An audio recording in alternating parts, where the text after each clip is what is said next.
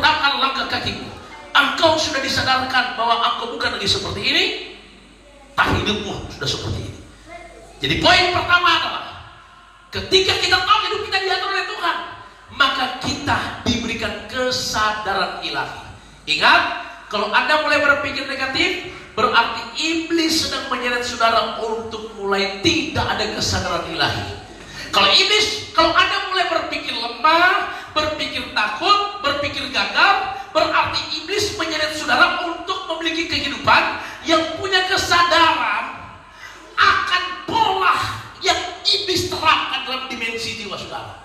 Jika Anda diserang seperti itu, langsung katakan dalam nama Yesus, aku disadarkan, aku tahu bahwa aku anak Tuhan, warga surga, berarti hidupku dipelihara oleh Tuhan.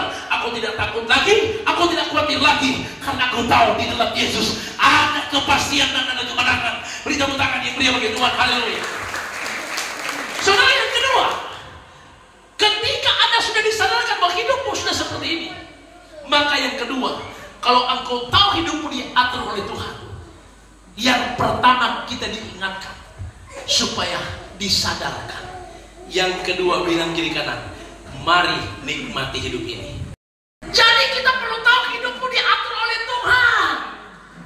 Tuhan jaga, Tuhan pelihara hidup kita. Ada pagar perlindungan yang memegang hidup kita. Engkau tidak perlu takut, hidupmu diatur oleh Tuhan. Beri tepuk tangan yang meriah bagi Tuhan. Amin, saudara. Kita cuma perlu punya kesadaran. Saudara ya, jangan Anda cuma dengar-dengar kata orang, duduk sama-sama di tempat tidur Tuhan. Saudara, anak-anak Tuhan harus punya kesadaran ilahi, punya perkataan ilahi yang membangun orang lain.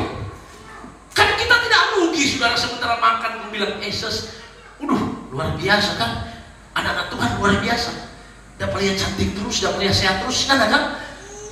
Kalau orang bilang begitu kan, orang udah dengar, orang masih jadi senang, jadi semangat, betul kan? Tapi coba Anda bilang, ini sama dengan karena bukan seperti pembohong begini kan? Anda bayangkan kalau orang itu, ibu-ibu orang bilang begini, karena buka, bisa ya kan? Dia tersinggung, saudara. Ya, jadi hari ini kalau kita sudah terjebak dengan kesadaran, di mana iblis menyeret pola pikir kita dengan memikirkan kehancuran, kegagalan, hidup tidak berguna. Hari ini sadarlah, hidupmu dipelihara oleh Tuhan. Beri tepuk tangan yang meriah bagi Tuhan. Iblis pengen ingat masa depan ketika Anda kecewa. Iblis pengen ingat masa depan ketika Anda terpengaruh dengan dunia ini. Jadi hari ini dengan baik-baik kita diingatkan hidupmu diatur oleh Tuhan. Kita harus selalu menyadari engkau bukan lagi yang dibinasakan, yang hancur, yang gagal, yang tidak punya pengharapan. Tapi hari ini dengar firman Tuhan, hari ini engkau sudah diubah seperti ini. Engkau punya tujuan hidup yang luar biasa, masa depan yang indah, rumah tangga yang berbahagia, rumah tangga yang meriah bagi Tuhan. Jadi kita jangan kehilangan kesadaran. Kita harus selalu menyadari.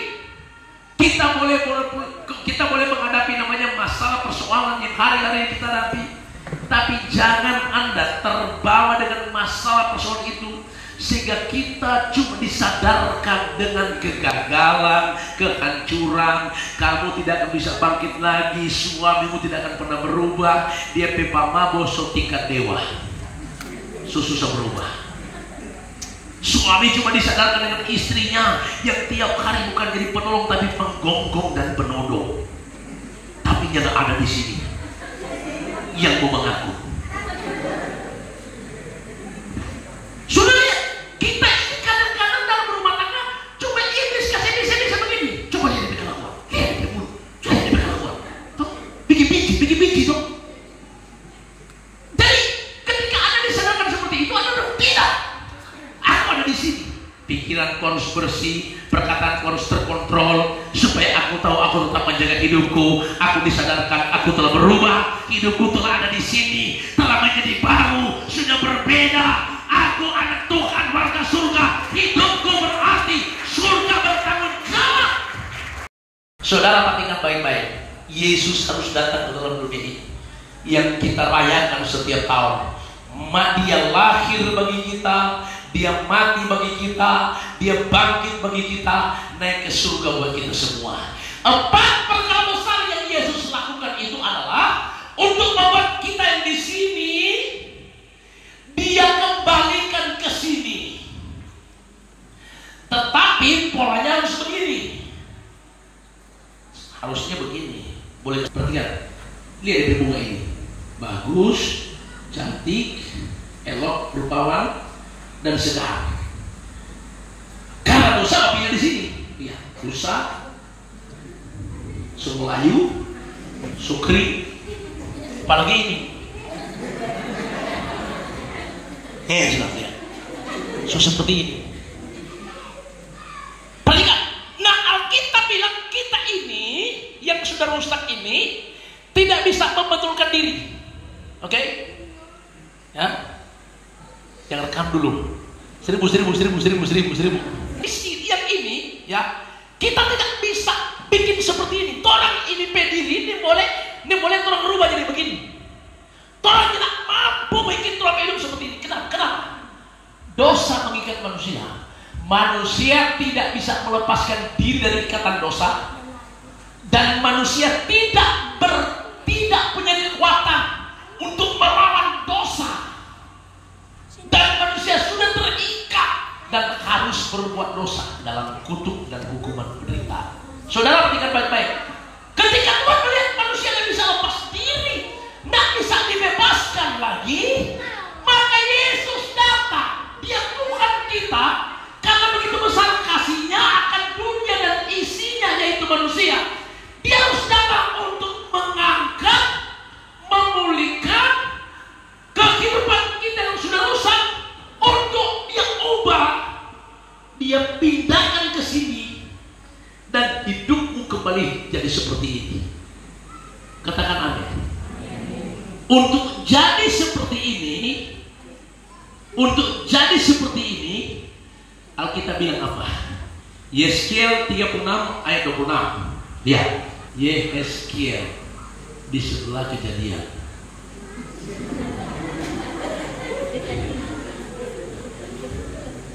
Kejadian dan banyak baru di dalam hatimu, dan aku akan menjauhkan dari tubuhmu hati yang keras, dan kuberikan kepadamu hati yang taat. 27. Rohku akan kuberikan diam dalam hatimu, dan aku akan membuat kamu hidup menurut segala ketetapanku, dan tetap berpegang pada peraturan-peraturanku dan melakukannya. Saudara, untuk kita kembali memiliki kesadaran ilahi, maka kita yang rusak ini, hatimu yang sudah rusak, pikiranmu yang sudah kotor, harus diberikan hati yang baru, pikiran yang baru. Karena itu Yesus datang. Alkitab katakan di dalam Yesus engkau jadi ciptaan yang baru, yang lama telah berlalu, yang baru telah datang. Di dalam Yesus hidupmu kembali diubah menjadi manusia baru, kembali diangkat oleh Tuhan, kembali engkau ditetapkan menjadi anak Tuhan, warga surga, yang hidupmu kembali seperti ini. Amin. Kapan engkau hidup dalam kerajaan Allah? Karena sesungguhnya kekristenan itu bukan bicara kita punya golongan A, punya golongan B, dan kita sudah jadi orang Kristen, dan kita sudah pastikan kita masuk surga. Kenapa saya bilang begitu? Karena saya juga dulu sebelum bertobat orang Kristen, tetapi kehidupan saya tidak jelas, tidak pasti. Jadi saya bilang kekristenan itu bukan sekedar kita punya golongan A, punya golongan B, tapi kekristenan itu bicara menemukan kehidupan yang terhubung dengan surga. Bilang amin. Kekristenan itu adalah kehidupan yang harus kita alami, di mana betul-betul kehidupanmu bukan lagi hidupmu yang mengatur hidupmu sendiri, tapi hidupmu sudah diatur oleh Tuhan. Engkau bukan lagi orang asing, bukan lagi yang akan dibinasakan, bukan lagi yang tidak punya status yang jelas, tapi statusmu sudah jelas. Sudah jelas sudah di dalam rencana Allah, sudah jadi warga surga, dan hidupmu berarti diatur oleh Tuhan. Beri tepuk tangan, beri begitu. Oke, lihat sama-sama rahasianya, ya.